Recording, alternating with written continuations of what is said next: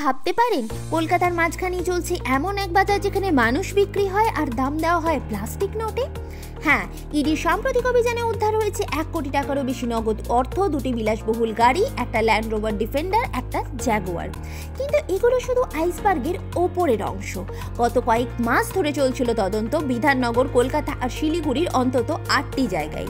প্রধান অভিযুক্ত আপাতত জগজিৎ সিং, আজমল সিদ্দিকী আর বিষ্ণু মুন্দ্রা। তাদের পরিকল্পনা ছিল নিখুঁত। দরিদ্র মেয়েদের চাকরির প্রতিশ্রুতি দিয়ে ফাঁদে ফেলে বাধ্যতামূলক পতিতাবৃত্তি। আর এই অন্ধকার দুনিয়া থেকে আসা টাকাগুলো পাঠানো হচ্ছিল তাদের নিয়ন্ত্রিত বোগাস কোম্পানির মাধ্যমে লন্ডার করে।